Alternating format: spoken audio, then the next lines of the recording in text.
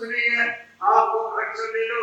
हमारे उस समय के नेताओं ने हम आरक्षण ले लेंगे, हम मेहनत मजदूरी करेंगे और मेहनत मजदूरी से हम फैक्ट्रियां भी बनाएंगे।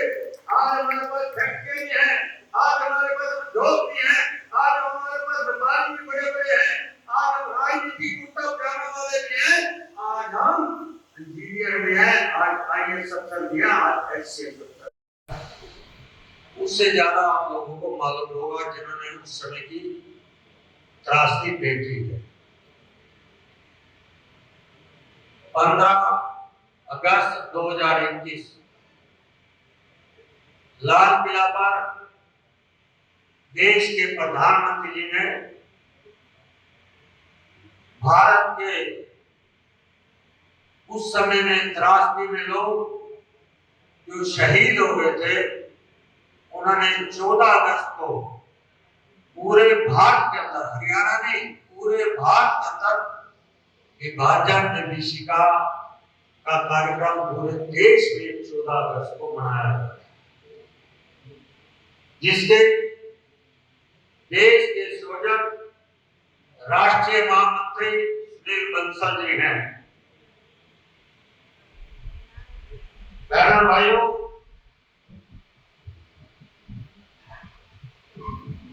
ये जो 14 अगस्त का दिन मेरे से पूर्व जो वक्ताओं ने आपके सामने रख दी, आप सबको जानकारी भी है कि इस समय भारत के बंटवारे पर जब एक कुर्सी के चक्कर में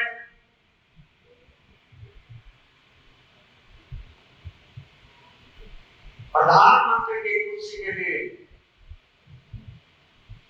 देश के टुकड़े किए गए,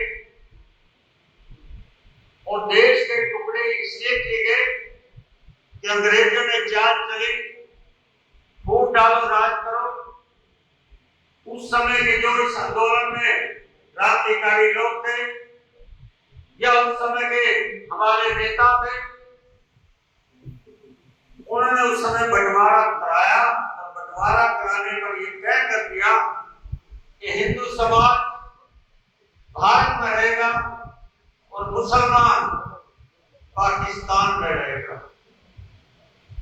ये एक कुर्सी के चक्कर में बंटवारा हुआ। जब विभाजन हो गया, विभाजन की लैंड भी अंग्रेजों को नहीं पता थी कहां से खींचनी थी। देश का विभाजन करवाया जाने का भारत का विभाजन विभीषिका केवल एक ऐतिहासिक घटना नहीं है, बल्कि मानवीय पीड़ा को एक मानवीय खाता है जिसे याद करना और उस पर चिंतन करना आज की पीढ़ी और हमारे भावी पीढ़ी का एक कर्तव्य बन जाता है। इसलिए भी इस तरह के कार्यक्रम आयोजित करने का प्रण जो है हमारे प्रधानमंत्री जी ने लिया है, और उस कड़ी में पूरे हिंदुस्तान में कार्यक्रम चल रहे हैं और हरियाणा में भी चल रहे हैं, जिसके अंदर 14 अगस्त को हम फिर दोबारा जो है फरीदाबाद में इकट्ठा होंगे। जैसा कि आप जानते हैं 1947 में भारत की आजादी की घोषणा के साथ साथ भारत के विभाजन की घोषणा हुई। बंटवारा धर्म के आधार पर किया गया। उस समय के आंकड़ों के अनुसार 1,62,00,000 लोगों को एक दूसरे देशों में अदला बदली हुई।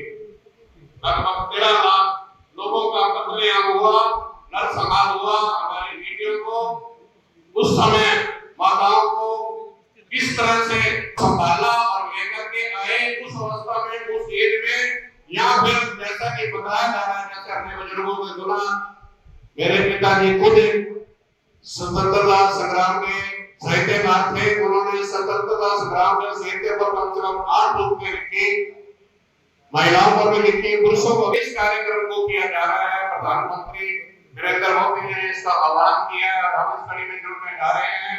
पूरे हिंदुस्तान की जनता इसमें जुड़ रही है, हरियाणा प्रदेश की जनता भी जुड़ रही है।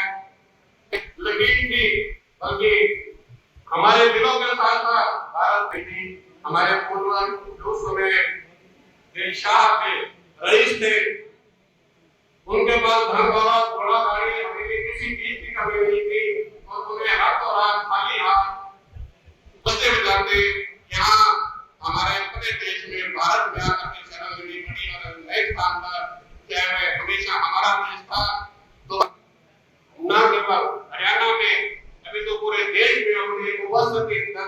करते हैं।